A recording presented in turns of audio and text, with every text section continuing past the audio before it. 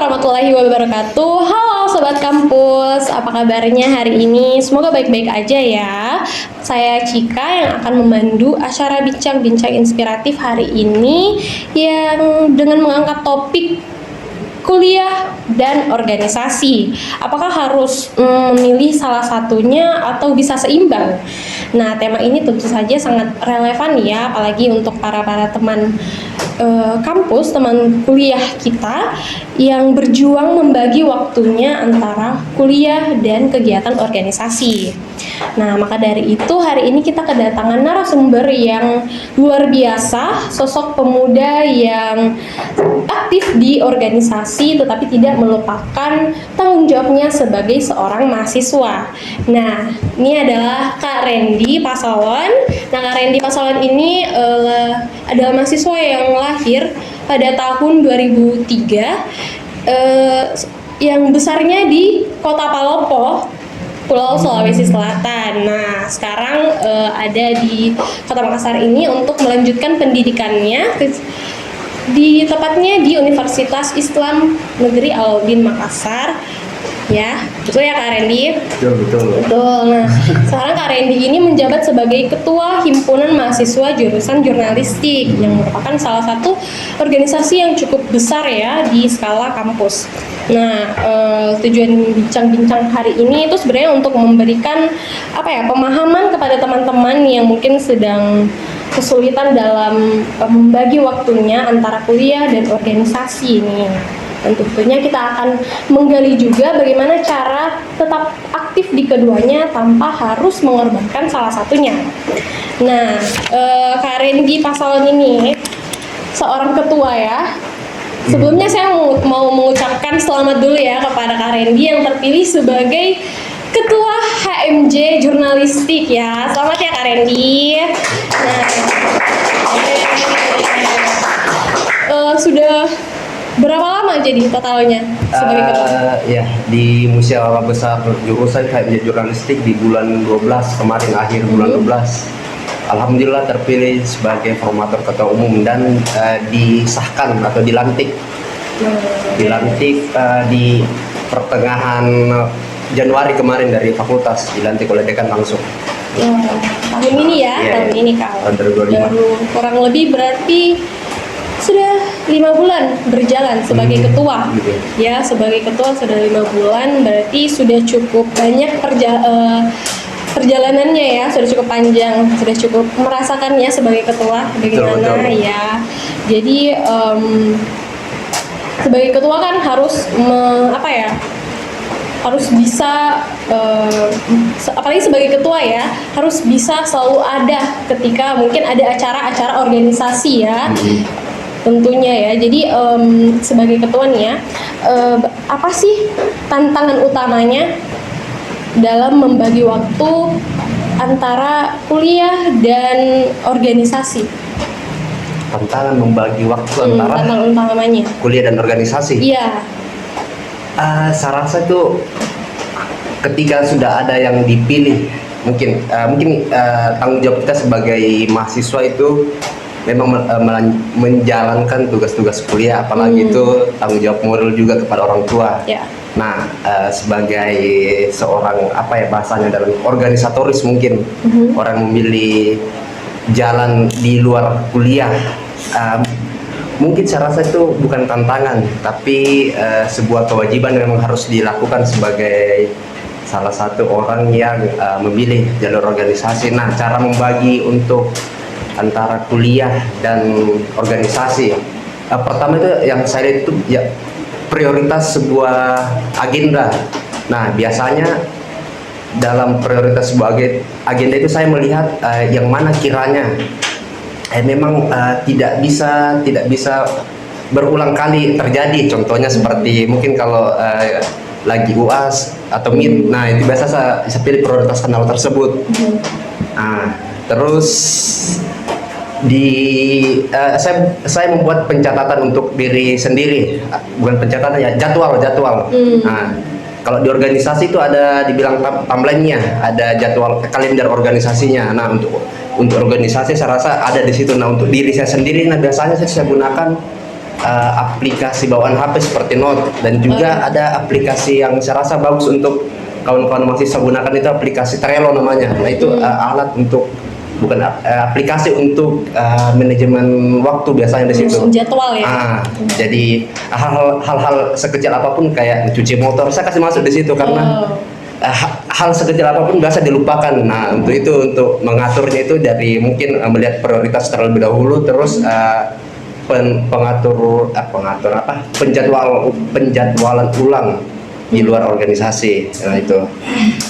Tapi tentunya pasti ada lah pernah kebobolan begitu. Ketika kebobolan gitu kan, tiba-tiba ada urusan kuliah tapi ada juga urusan organisasi yang mungkin keduanya penting begitu. Apa pernah terjadi sebelumnya? Pernah. Dan bagaimana sih cara mengatasinya? Saya rasa itu gunanya kita sebagai anak jurnalistik ya, memberikan informasi yang jelas, padat, dan juga sedikit mempengaruhi. Nah, biasanya itu untuk informasi ke dosen sendiri, biasanya saya lakukan hal-hal yang kalau kita bahasanya nih digola-golai sedikit. Jadi karena memang tiap dosen tuh mempunyai ciri-ciri yang sendiri. Artinya ciri-cirinya itu ada yang sulit untuk diajak kompromi, ada yang memang lembut, apapun itu ya terserah, yang penting kalian happy. Nah saya rasa itu gunanya kita sebagai anak komunikasi, basic komunikasi, untuk memberikan informasi yang jelas dan tidak bohong begitu. Kalau misalnya ada yang memang di organisasi lebih prioritas, ya sampaikan dengan jelas gitu, jangan bohong lah itu. Karena saya sendiri itu organisasi ini ketika kita berorganisasi itu tidak kaku. Nah, organisasi yang tidak kaku itu alhamdulillah saya masuk di organisasi yang seperti itu, yaitu hanya jurnalistik. Nah, bisa seimbang antara organisasi juga tanggung jawab sebagai mahasiswa perkuliahan gitu. Jadi soft skill yang seperti itu sebenarnya seharusnya semua mahasiswa bisa ya, apalagi yang memiliki organisasi. Sifat soft skill kompromi ya terhadap dosen. Nah tadi kan berarti menggunakan aplikasi, lalu ada penjadwalan dari awal ya, berarti ada rapat-rapat yang dilakukan sebelumnya untuk menjadwalkan kegiatan-kegiatan yang mungkin akan dilakukan HMJ jurnalistik ke depannya. Berarti timeline waktunya harusnya sudah diatur ya dari awal, teman-teman. Betul. Tapi kan ada yang namanya, kalau istilah sekarang di mahasiswa Gen Z itu ada istilah yang namanya kupu-kupu dan kura-kura, kuliah pulang dan kuliah rapat. Betul. Nah, bagaimana sih apa sih tanggapannya lah Pak Reddy ini sebagai orang yang aktif di organisasi? Kalau memilih untuk menjadi mahasiswa kupu-kupu, karena merasa kayak seperti ya manajemen waktunya tidak. Kalau saya lihat itu pembagian jenis mahasiswa memang ada beberapa itu, seperti sebenarnya tadi organisatoris yang memang fokus di organisasinya, ada juga yang kupu-kupu, kuliah terus balik, terus ada yang hedonisme yang memang tidak kurang mementingkan kuliah, tidak organisasi juga tapi di luar happy begitu, ada juga seperti itu. Jadi itu ada pengelompokan mahasiswa. Nah saya rasa tiap pilihan yang dipilih setiap insannya itu saya rasa pilihannya sendiri. Nah kalau saya sendiri memilih untuk yang memang bisa fleksibel, tapi yang artinya fleksibel bisa fokus keduanya gitu, antara organisasi dan kuliah. Jadi saya rasa tidak masalah untuk kawan-kawan yang memilih tidak di jalur organisasi, karena mungkin ada basicnya di luar. Mungkin kawan-kawan lebih bisa mengembangkan diri di luar, mungkin bisa, silakan. Tapi untuk saya sendiri organisasi itu perlu untuk sekarang, karena kemampuan mengambil keputusan yang cepat dan benar di situ teruji. Nah, kalau misalnya salah ya dievaluasi, kalau misalnya benar alhamdulillah ya suatu kebanggaan untuk diri sendiri untuk itu. Jadi saya rasa tidak masalah itu untuk mahasiswa yang memang tidak memilih jalur organisasi. Atau memang ada yang belum sadar, silakan coba-coba dulu. Nah, Tapi apa sih manfaat jangka panjang dari ikut dalam organisasi? Untuk jangka panjang sendiri, bahasa-bahasa template apa yang biasa gue mungkin relasi. Nah, saya rasa itu saya dapat sekali untuk itu, untuk relasinya. Saya rasa bukan template semata, itu memang sering digunakan dalam untuk merayu adik-adik mahasiswa baru untuk masuk ke organisasi, tapi memang hal-hal tersebut sangat berpengaruh untuk di kehidupan saya. Contohnya kemarin apa ya, hal-hal sederhana seperti bocor ban di jalan ini, siapa yang telepon, siapa dekat sini, ku ingat ada kawanku yang dekat veterani, ku telepon itu, jadi datang bantu. Hal sederhana seperti itu saja sudah bisa membantu. Itu gara-gara organisasi, biasanya seperti itu. Jadi relasi ya tentunya. Tapi kalau dibandingkan relasi, apalagi kira-kira Kak yang bisa mungkin mahasiswa kupu-kupu lihat gitu? Kemampuan soft skill. Ya. Ya, baik, mungkin kita beralih ke sesi selanjutnya, yaitu sesi tanya jawab. Saya persilahkan audiens untuk memberikan pertanyaannya kepada narasumber kami. Saya. Boleh, Kak? Oke. Perkenalkan, saya Triwidiarti. Pertanyaan saya ini mengenai pemikiran orang yang lebih mementingkan organisasi dibanding perkuliahan. Kan banyak di sekitar orang-orang yang berpikiran bahwa organisasi itu lebih penting dibandingkan perkuliahan. Alasannya itu mungkin karena di organisasi sendiri lebih banyak mendapatkan ilmu dan mungkin relasi. Dan dibandingkan di perkuliahan itu sendiri. Tapi kan pasti ada bermunculan sisi-sisi negatif dari hal-hal tersebut. Contohnya kayak lalainya kuliah dan mungkin kemungkinan besar akan menambah semester. Jadi pertanyaan saya itu, bagaimana pandangan Anda sebagai ketua HMJ terhadap orang yang berpikiran seperti itu? Terima kasih. Saya kembali. Baik, dari pertanyaannya itu sangat menarik ya. Dimulai dari pertanyaan pertama yang menyinggung pandangan Kak Randy nih sebagai ketua HMJ ya, tentang mahasiswa yang organisasi dengan yang sangat berorganisasi. Organisasi banget itu. Tadi saya sempat jelaskan tentang tipe-tipe mahasiswa. Nah, itu ada tipe memang yang organisatoris, tipe akademis, sama tipe hedonis. Nah, orang yang memilih untuk tiap harinya itu organisasi, saya rasa juga organisatoris. Nah, untuk itu memang kan mungkin orang yang memilih hal tersebut sudah memikirkan tentang tenaga, waktu, juga materi yang keluar. Karena orang-orang yang memilih organisatoris itu cukup banyak keluar semua apa yang dalam tubuhnya begitu untuk memilih itu. Salah satu pilihannya. Nah, kalau misalnya ada orang yang berorganisasi terus di bagian lain itu hancur seperti perkuliahan dan lain sebagainya. Nah, untuk orang seperti itu saya rasa memang dia terlalu terlena akan asiknya dunia tongkrongan mahasiswa, ataupun ingin menjadi oknum dalam suatu organisasi yang mengatasnamakan organisasi, sehingga organisasi saat ini kayak dipandang cukup negatif untuk halayak ramai seperti itu. Mungkin itu saja. Jadi sekali lagi pentingnya manajemen waktu ya. Baik, apakah ada sanggahan mungkin? Saya menurut saya setuju dengan apa yang tadi ketua HMJ. Itu tergantung bagaimana cara kita memandang. Kita tidak bisa mengatur pemikiran orang terhadap kita yang suka berorganisasi. Jadi kita harus menunjukkan hal-hal positif dari kita yang berorganisasi. Misalnya kita harus aktif perkuliahan, selalu daftar hadirnya bagus, terus kerjain tugas sesuai deadline dan segala macam, tidak pernah terlambat. Mungkin itu karena kita tidak bisa mengontrol pemikiran dari orang-orang yang berpikir negatif tentang kita yang suka berorganisasi. Karena itu akan memunculkan stereotip ya. Jadi orang berorganisasi itu orang-orang yang siap untuk kerja berkali-kali lipat dibanding yang lain, karena mesti memaksimalkan keduanya. Mungkin dari teman-teman yang tidak ikut organisasi, kerja tugas ini satu selesai mungkin istirahat atau organisasi, selesai ini kesini dulu, kerja ini dulu. Pindah-pindah ya. Lagi-lagi itu waktu yang terkuras saling materi dan tenaga. Baik. Mungkin kita lanjut ke pertanyaan selanjutnya. Saya, Ya, silakan Kak. terima kasih. Perkenalkan, nama saya Muhammad Ilham Septian, kerap disapa Ilham. Jadi kan tadi ini narasumber membahas tentang organisasi dan mahasiswa. Jadi yang mau saya pertanyakan itu apa perannya ini organisasi untuk mahasiswa sendiri? Baik, terima kasih ya pertanyaannya Kak Ilham.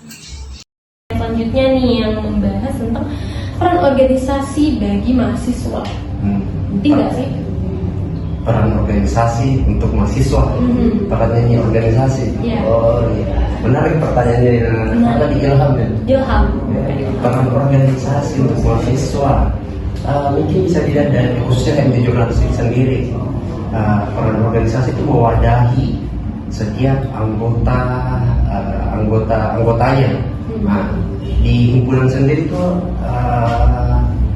tempat diwadinya kawan-kawan jurnalistik itu ada di minat dan bakat. Nah, di situ salah satu programnya tentang ada di akademik ataupun non akademik, tapi untuk tahun ini berfokus ke non akademiknya.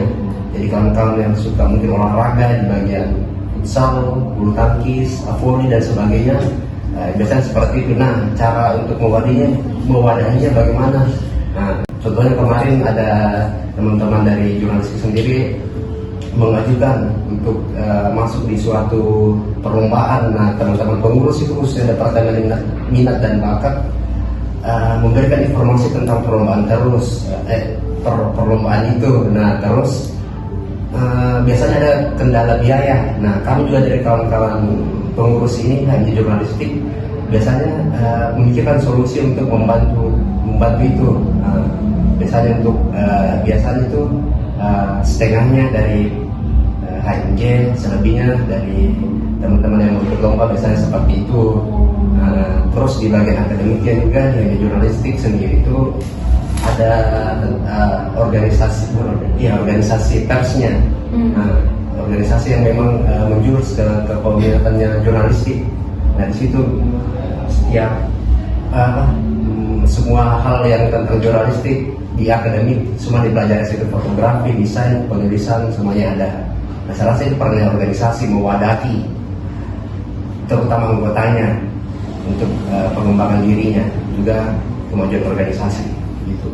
Khususnya di HMJ ya Pak. Wah. Selanjutnya Kan tadi ada disinggung tentang organisasi pers, bisa dibilang lembaga atau media pers kan? Pertanyaan kedua itu tadi.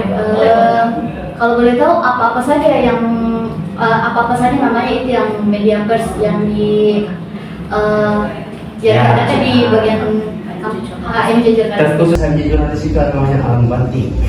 Alan Bantik dari kata Al-Anba dan Antik. Al-Anba artinya investigasi, arti anak jurnalistik. Nah, jadi organisasi memang mencakup kepemimpinan kawan-kawan di akademisinya, di dokumentarnya, di jurnalistik, seperti foto, menulis, terutama menulis pastinya, desain, itu sinematografi itu biasanya, pembuatan konten.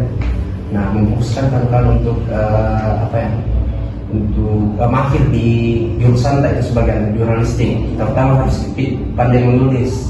Nah, biasanya memang pandai di dalam teori. Nah, di dalam Bantik itu juga selain teori, diajarkan untuk turun lapangan langsung, merasakan bagaimana tekanannya untuk menjadi seorang jurnalis, merasakan bagaimana dimaki ketika ada yang tidak sesuai dengan maunya narasumber, gitu. Tapi kalau ingin lebih jauh tentang itu mungkin setelah dari sini bisa dilanjut. luar kamera ya. Boleh. Boleh, silakan Kak. Saya ada sedikit tambahan dari jawabannya tadi narasumber itu dari jangka panjang untuk skala mahasiswa yang ikut berorganisasi. Nah, dari mungkin saya ambil dari pengalaman dari teman-teman atau mungkin dari saya sendiri, itu sebenarnya kalau dilihat dari seperti dalam perkuliahan kan kita contohnya hanya dikasih sedikit teori, baru kita langsung disuruh turun lapangan tanpa tanpa pengawalan dari dosen pembimbing maupun itu kan kayak apa ya, kan kebanyakan mahasiswa yang masih belum paham itu kan sedikit ambigu. Itu dari semisal dari perkuliahan. Nah, kalau dari organisasi saya lihat itu mereka itu memberikan teori langsung ke praktek. Jadi kalau dibilang jangka panjang itu sebenarnya sangat sangat bagus sekali untuk jangka panjang, seperti untuk masuk ke dunia kerja nantinya, karena memang kan di organisasi itu kita memang harus sudah dilatih untuk bagaimana caranya, seperti tadi yang dijelaskan sama narasumber itu langsung turun lapangan, bagaimana langsung bertemu langsung dengan narasumber, dicaci maki, bagaimana susahnya mencari berita dan narasumber itu. Jadi mungkin itu mengasah dari sama memberikan pengalaman, oh ternyata begini ternyata nanti di dunia kerja, begitu dari saya. Baik, terima kasih ya tanggapannya. Berarti memang peran organisasi sendiri itu sangat penting ya untuk jangka panjang karir kita ke depannya, apalagi karir yang diinginkan itu sesuai dengan organisasi yang dimasuki tentunya ya. Selanjutnya Baik, perkenalkan nama saya Mutmainah Sarif. Pertanyaan saya itu, di dalam organisasi kan pasti bertemu dengan orang-orang dari berbagai jurusan, angkatan, bahkan luar kampus yang punya minat dan tujuan yang berbeda. Pertanyaan saya itu, menurut Ketua HMJ, sejauh mana networking atau jaringan yang dibangun di organisasi bisa memberikan keuntungan jangka panjang dalam karir seseorang dibanding jaringan yang mungkin hanya terbentuk di lingkungan akademik. Terima kasih. pertanyaan yang menarik ya Kak Randy. Ini yang menarik banget nih Kak Randy. Sejauh mana sih networking dibangun di organisasi bisa memberikan jangka panjang dalam karir seseorang dibandingkan dengan yang tidak mengikuti organisasi? Salah temannya, Mutmainah ya? Iya. Saya rasa Mutmainah ini orang yang tidak organisasi kalau bertanya seperti itu. Ini mencari kebenaran dengan saya. Mencari kebenaran. Inna. Kalau semisal tadi Inna mendengar networking itu untuk selanjutnya. Nah, saya hal sekecil ini tadi yang kesebaran itu. Tanpa sadar aku berpikir ini mungkin seangkatan atau teman-teman di organisasi bisa bantu untuk itu. Nah, untuk di dunia kerja sendiri itu sangat berpengaruh karena di lingkup akademis memang bisa untuk dunia kerja, tapi saya rasa tidak cukup untuk itu. Nah, untungnya di organisasi sendiri itu banyak bertemu orang-orang yang memang cukup pandai di pekerjaannya. Mungkin kawan-kawan pernah dengar siapa Korlip Adetik dan sebagainya itu dari jurnalistik juga. Nah, semua organisasi itu biasanya memiliki alumni-alumni yang cukup besar di pekerjaannya atau di bidangnya. Nah, hal tersebut biasanya menjembatani kita menuju ke sana mencari informasi ataupun ingin bekerja nantinya. Itu saja. Itu dari segi karirnya ya. Mungkin Inna paham. Menjembatani kita sebagai mahasiswa untuk melihat potensi-potensi ya dari karir-karir di masa yang akan datang. Baik, pertanyaan selanjutnya. Oke, saya boleh Perkenalkan dulu ya. perkenalkan, nama saya Raihan. Saya ingin bertanya tentang kampus yang dijalani oleh Ketua HMJ saat ini. Gimana sih caranya mengelola keuangan selama menjadi Ketua HMJ dan bagaimana memanage waktu yang lumayan banyak dipakai dan banyak mengeluarkan uang. Jadi pertanyaan saya, selama menjadi Ketua HMJ dan menjadi mahasiswa aktif di jurusan, apakah pengeluaran lebih banyak dibandingkan menjadi mahasiswa yang tanpa ikut organisasi? Mungkin itu aja sih. Pertanyaan yang mendalam ya. Terima kasih atas pertanyaannya Kak Ian. Nah, ini juga unik nih pertanyaannya. Tadi kita bahas mengenai manajemen waktu. Ada pertanyaan mengenai manajemen keuangan atau finansial sebagai mahasiswa yang aktif di organisasi. Apakah ada perbedaan dari mahasiswa yang tidak aktif dalam organisasi? Ya pastinya sangat banyak perbedaannya. Nah tadi sempat saya katakan tentang banyak. Kalau kita memilih untuk berorganisasi, mindset itu harus memang banyak yang dikorbankan, akhirnya tenaga atau waktu tak. Nah itu jadi orang memilih untuk menekuni memilih untuk menyeimbangkan antara akademisnya sama organisasi. Itu orang-orang yang tangguh. Biasanya saja itu orang-orang tangguh, terlambat bangun, mungkin itu hal-hal negatif seperti itu. Tapi biasanya kawan-kawan di organisasi itu ada candaan untuk orang terlambat bangun begitu. Apa tuh Kak? Candaannya itu kalau terlambat bangun itu orang-orang yang keren, orang-orang yang tangguh. Karena tangguh terbangun sudah menantang matahari. Jadi begitu kalau saya organisasi, tapi itu hal yang ya dibawa santai harus seperti itu biasanya. Tidak sesekali dua kali lah boleh lah, tapi kalau kebiasaan kan jadi hal yang negatif. Jadi memang banyak pengeluaran untuk itu, untuk materi kita pasti. Tapi organisasi itu tidak diam, terkhusus alumni. Itu penting lagi networking tak di situ. Saya rasa biasanya alumni itu membantu di bagian keuangan, apalagi bisa dikatakan kita ini kerja-kerja relawan, kerja-kerja yang tidak digaji. Nah, perannya alumni di situ untuk melihat jika ada di organisasi ini mengurus atau menjalankan suatu kepanitiaan dan memang perlu biaya. Biasanya alumni secara sukarela menyumbangkan baik makanannya ataupun materi lainnya lah gitu. Wow, menarik ya. Mungkin saya lempar lagi kepada audiens, mungkin ada tanggapan lain. Oke, saya ingin memberikan komentar ya mengenai pembahasan tadi, pemaparan dari pemateri dan tanggapan dari teman-teman sekalian. Nah, di sini saya ingin mungkin agak kontra ya, karena berbicara seputar gaya hidup over commitment ya, artinya seperti romantisasi dalam kurun sibuk antara kuliah dengan organisasi. Kadang kita mengabaikan dampak skala panjangnya atau dampak berkepanjangan, seperti kita mengalami kesehatan mental yang menurun. Ada juga kasus ada hubungan sosial yang renggang. Memang di organisasi ataupun di perkuliahan kita mendapat banyak teman, tapi kadangkala juga kita mendapati ada hubungan kita yang mungkin renggang, dan efeknya adalah kita akhirnya kena mental begitu.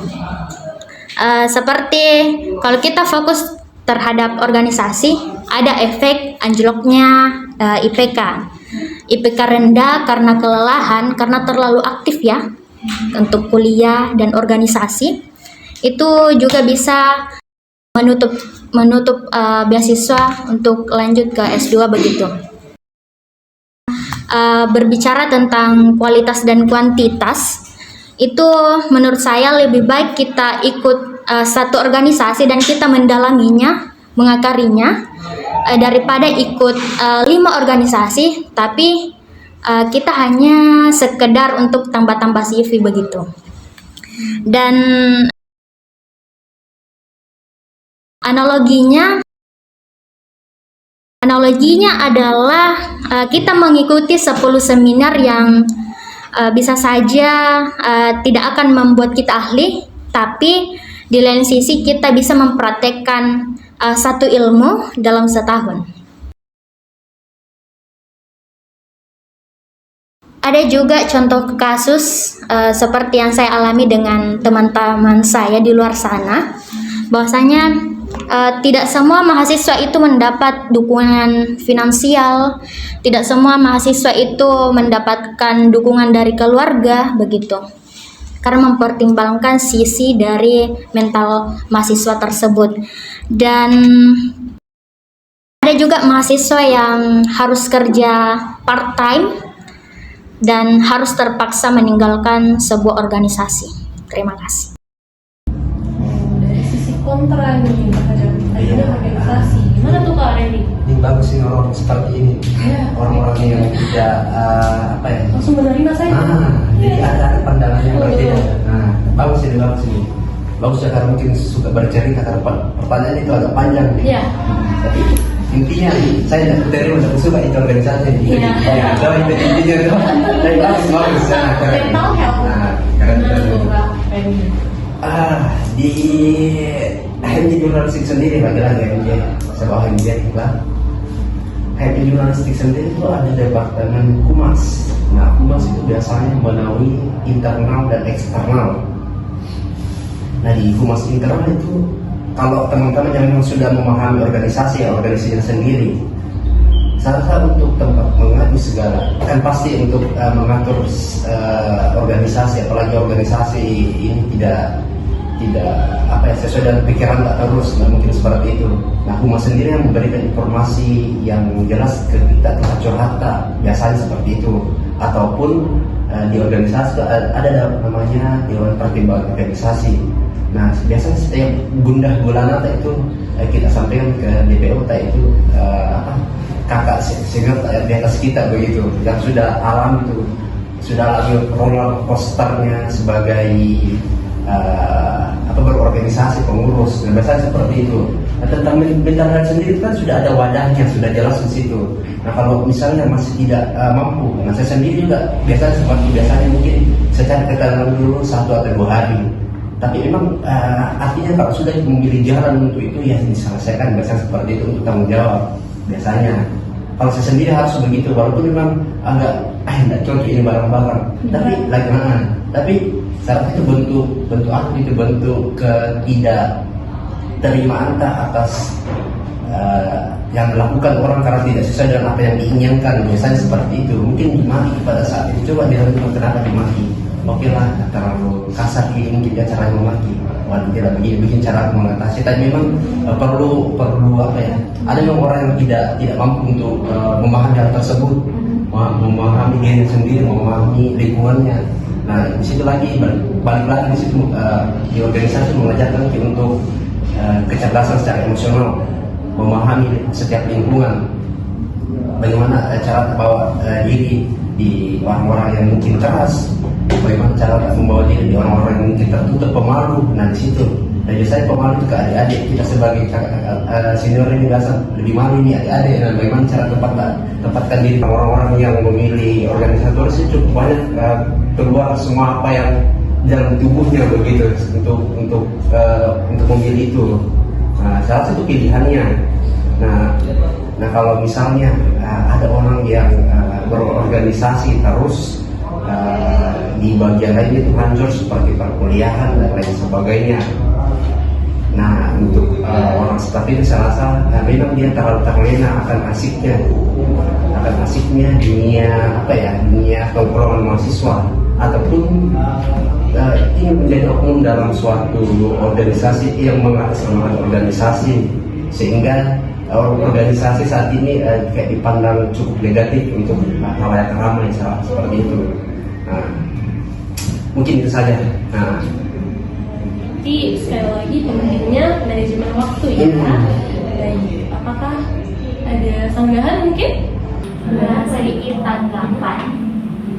Menurut saya itu mungkin ada di luar sana ya mahasiswa yang dapat support begitu, tapi di lain sisi juga tidak semua mahasiswa itu bisa ataupun perlu menjadi superhero ya dalam hal ini menjalankan antara kuliah dengan organisasi, karena kadang kita itu harus memilih untuk fokus di salah satunya saja, karena hal ini juga sebagai bentuk pendewasaan, tapi bukan berarti ini juga bukan sebuah kegagalan. Ya betul. Jadi lagi-lagi sebenarnya itu ada tipe mahasiswa, ada yang hedonis, akademis, organisatoris. Nah, itu sudah dibagi tipenya. Nah, alhamdulillah saya ingin mengambil kedua tipe itu, akademis dan organisatoris, kan lebih asik gitu. Bukan untuk menjadi superhero, tapi orang-orang seperti adrenalinnya tinggi. jadi ingin menantang diri sendiri. Nah, biasanya tersebut. Tapi tidak masalah itu, mau orang organisasi yang masalah, mau orang tidak ikut organisasi tidak masalah sih. Mau tidak pandai dalam akademis dan organisatoris, saya mungkin kurang ajar gitu. Begitu lah. Mau senang-senang terus saja begitu. Nah, jadi tidak masalah. Organisasi tidak, tapi baiknya sih ikut dengan pertimbangan tadi yang sampaikan. Jangka panjang itu ya. Gitu. Baik, gimana? Ya, kebetulan ada dulu. Iya, pertanyaan tadi Mungkin kasih kebebasan untuk mengalung si. boleh. Iya. Oke, saya sekali lagi untuk terakhir kalinya saya akan lempar lagi ke audiens. Mungkin ada tambahan. Saya ingin menambahkan Boleh. bagaimana Anda tadi yang menormalisasikan keterlambatan bangun. Ini manajemen waktunya dipertanyakan ya. Gimana tuh Kak Randy? Kok bisa? Mungkin siapa tadi namanya? Perkenalkan nama saya Ahmad Razak. Ahmad.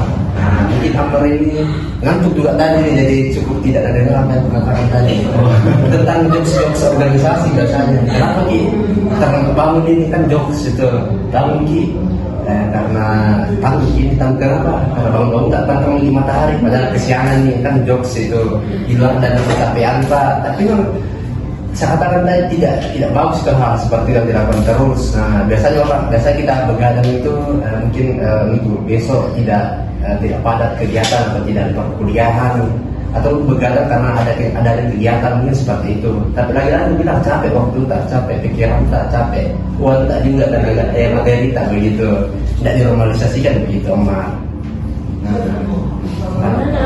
Kayaknya Amar butuh kopi, coba minum.